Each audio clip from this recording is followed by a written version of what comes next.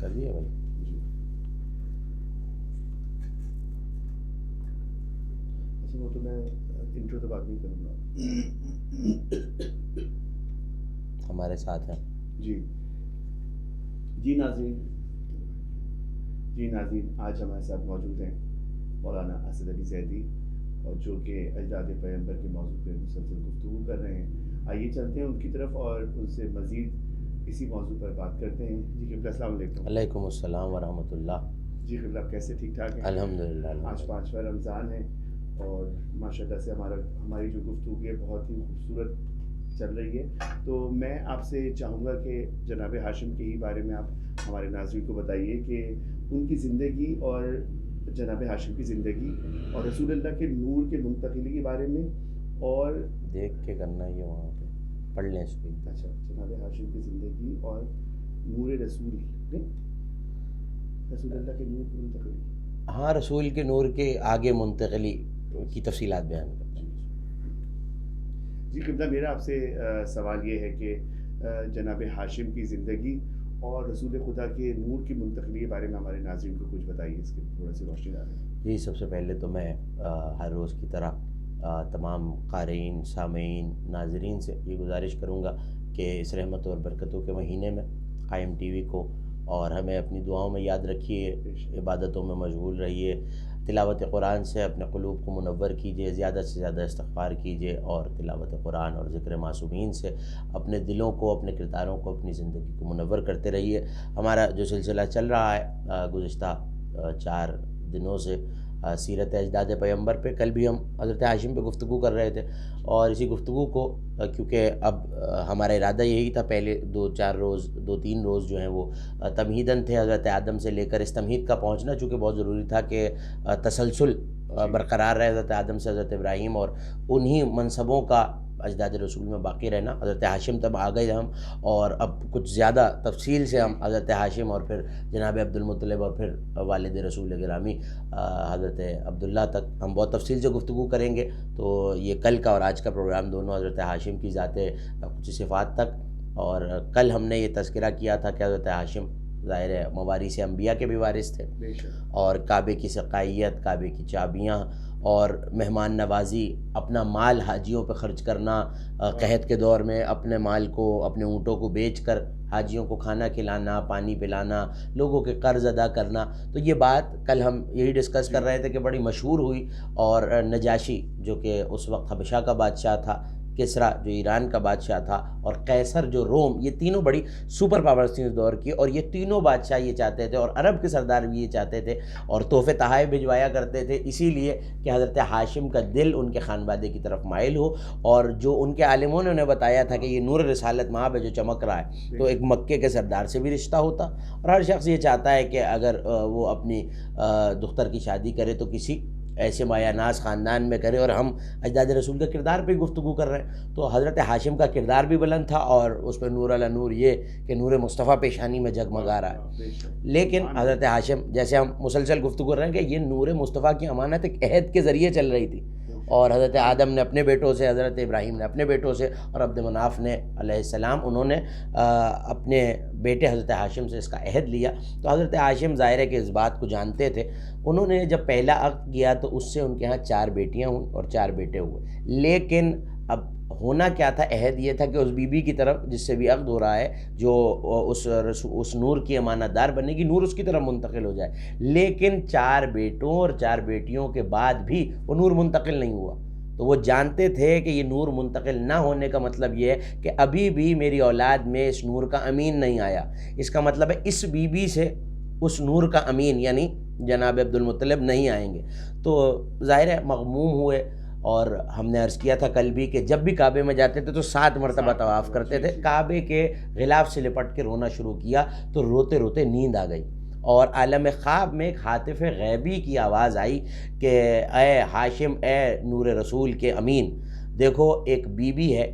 جس be be کے حسن و جمال میں، اس کے کردار میں، اس کی عافیت میں، اس کی عصمت میں اس دور میں کوئی برابر نہیں ہے، اور اس کا نام ہے سلمہ بنت عمرو. اور اس کا تعلق بنی نجار سے ہے، اور یہ قبیلہ مدینے میں رہا کرتا تھا، اس سے تم عقد کرو گے، اس سے تمہیں وہ بیٹا ملے گا جو نور مصطفیٰ کا امین ہو۔ بیدار ہوئے، اپنے خانوادے کو بلایا، اپنے چچا زاد بھائیوں کو بلایا، قبیلے کے بڑے لوگوں کو بلایا، ظاہر خود سردار بھی تھے تو اپنے بھائیوں سے، چچا زاد بھائیوں سے جو ان کے کزنز تھے آج کی زبان میں، تو ان سے یہ بیان کیا۔ تو انہوں نے کہا کہ ویسے تو آپ کے لیے بادشاہ چاہتے ہیں اور خود اپنے پیغامات بھجواتے ہیں کہ آپ ہمارے ہاں جو ہے رجوع کیجئے اور ہماری بیٹیوں کی، ہماری شہزادیوں کی خواستگاری کیجئے، اور وہ بی بی جس کی آپ بات کر رہے ہیں یقیناً وہ بہت بلند باشرف اور بہت مہمان نواز اور باعزت خاندان سے ہے بنی نجار کے، لیکن آپ کے لیے تو بادشاہوں کے رشتے بھی آتے ہیں، تو اگر آپ یہی چاہتے ہیں تو پھر ہم چلیں گے اور خواستگاری کریں گے۔ تو شام کی طرف جب قافلہ جائے گا تو کہا نہیں، جس کی طلب ہے پوری بھی اسی کی کوشش سے ہوتی ہے، تو قافلہ اگر جا رہا ہے تو میں بھی ساتھ جاؤں گا۔ تو یہ قافلہ اور وہ قبیلہ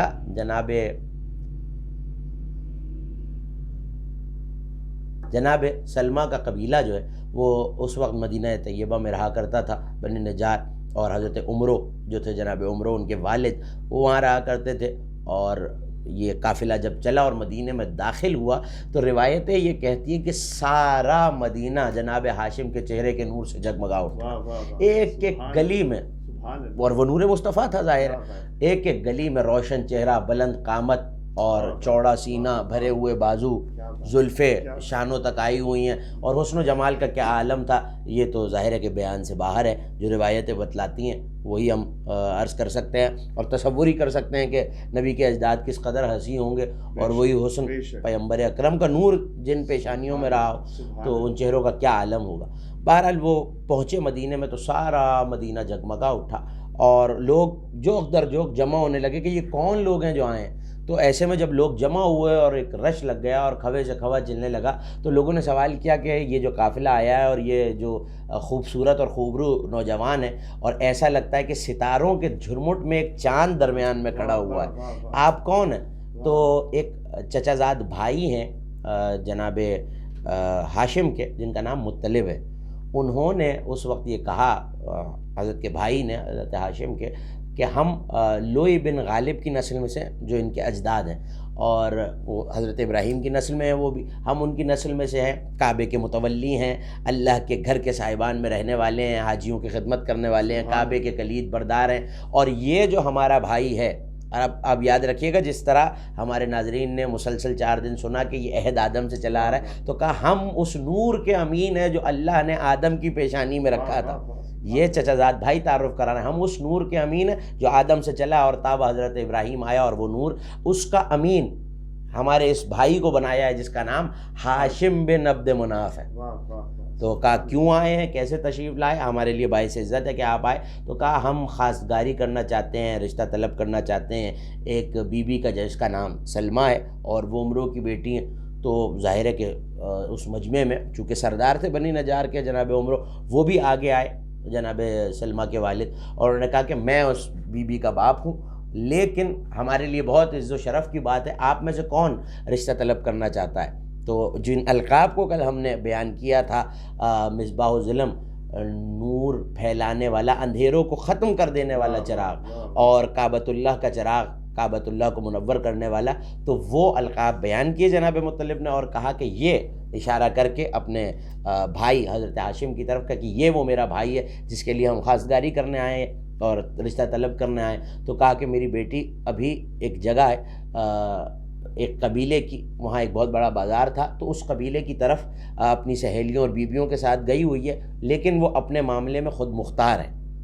اپنے معاملے میں وہ خود فیصلے کا اختیار رکھتی ہے کہ کیا وہ اس خواستگاری کو قبول کرے گی یا نہیں کرے گی۔ لیکن آپ کی مہمان نوازی کرنا، چونکہ آپ لوگوں کی وہاں مہمان نوازی کرتے ہیں جو کہ اللہ کا گھر ہے، اور حاجیوں کی مہمان، تو ہمیں یہ خوشی بھی ہوگی، شرف بھی ہوگا، اور اتنا بڑا خاندان آیا ہے اور ایسے لوگ آئے ہیں، اور ایک ایسا جوان ہے جس کا چہرہ ماہ شب 2 ہفتہ 14ویں کے چاند کی طرح چمک رہا ہے، تو ہمارے لیے تو یہ بہت شرف کی بات ہوگی کہ نسل ابراہیم سے ہمارا رشتہ جڑ جائے، اور اس کے پیشانی میں ایک نور چمک رہا ہے جو آخری پیغمبر کا نور ہے، تو اس سے بڑی ہمارے لیے کوئی سعادت نہیں ہوگی۔ آپ آج کی شب ہمارے مہمان ہیں، چاہیں تو یہیں رہیں اس کے آنے تک اس بی بی کے، یا ہم اس کے پاس آپ کو لے کے چلیں اور آپ وہاں جا کے دیکھیں اور رشتہ طلب کریں۔ مہمان بنایا گیا، سارا مدینہ امڑ آیا حضرت ہاشم کے رخ انور کی زیارت کے لیے۔ خیمہ لگایا گیا، اونٹ ذبح کیے، جانور ذبح کیے، طرح طرح کے خوان پکوائے گئے۔ ظاہر ہے کہ وہ بھی مہمان نواز قبیلہ تھا، یہ بھی مہمان، اور وہ بھی سردار اور یہ بھی سردار، تو یہ دو سردار قبیلے ہیں جو ایک دوسرے کی مہمان نوازی کر رہے ہیں۔ الغرض ظاہر ہے روایات بہت طویل ہوتی ہیں اور ہمارے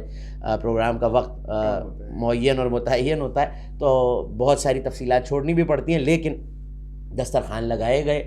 کھانا چنوایا گیا، تو سارے قبیلے دیکھنے کے لیے آئے۔ اوس و خزرج جو مدینے کے بڑے قبیلے جن کے درمیان نبی نے بعد میں آ کے صلح بھی کرائی ہے، وہ سارے قبیلے آئے۔ اس وقت کے یہودی عالم بھی آئے۔ اب یہ بڑی قابل توجہ بات ہے کہ جب یہودی عالم آئے اور اس خیمے میں جہاں پہ حضرت ہاشم تشریف فرما تھے، جب حضرت ہاشم کے چہرے کے نور کو دیکھا تو وہ زبور میں پیشن گوئیاں پڑھ چکے تھے کہ ایک نور آئے گا جس پیمبر کا نام آخری پیمبر ہوگا، خاتم النبیین ہوگا، اور اس کا نام تورات میں ماہی ہے۔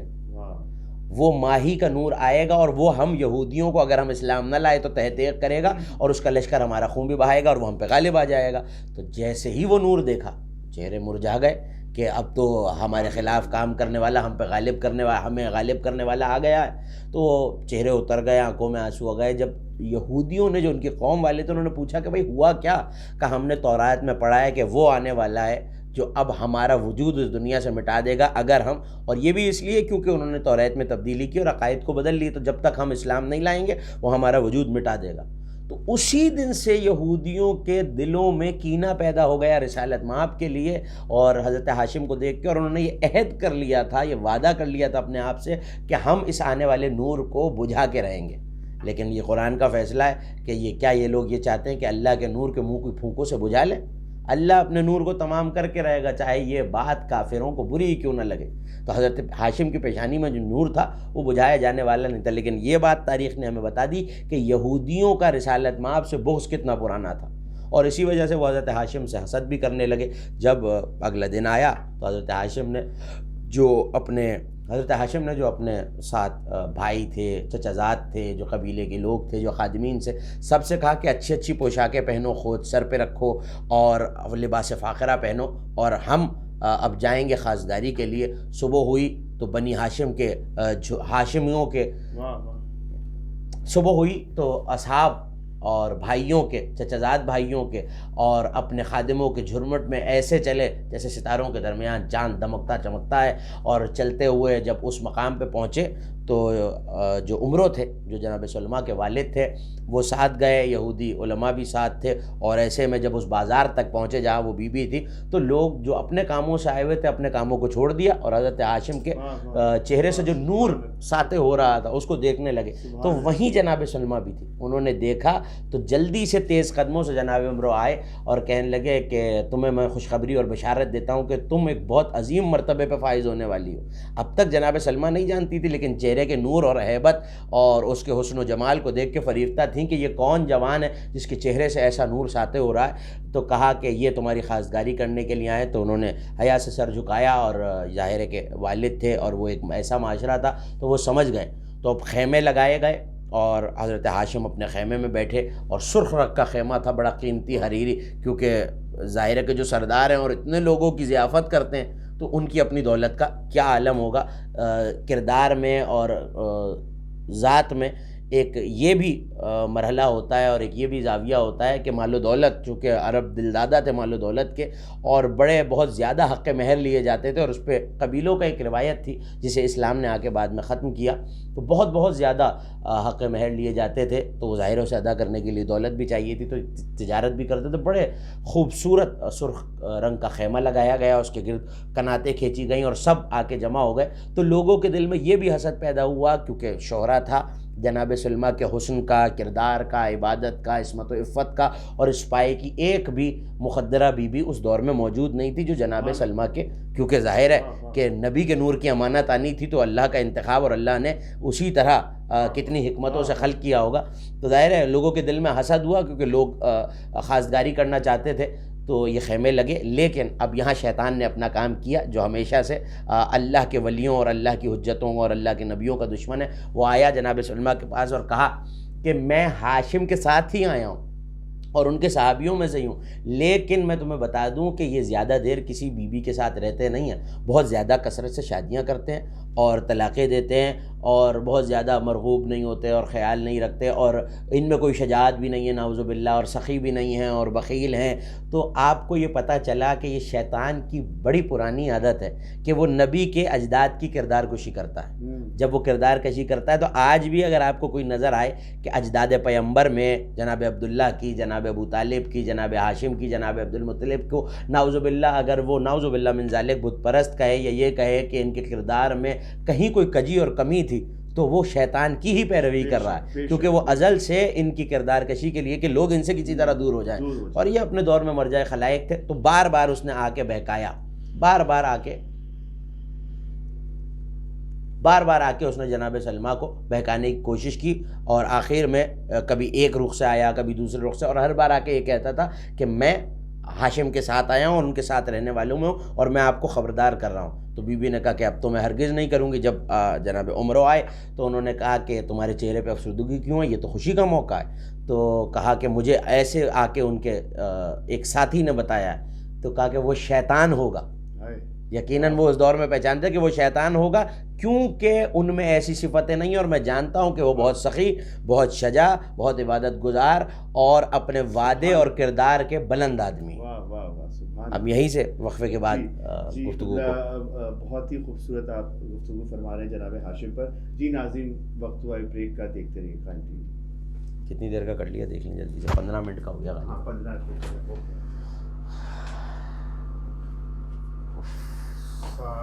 16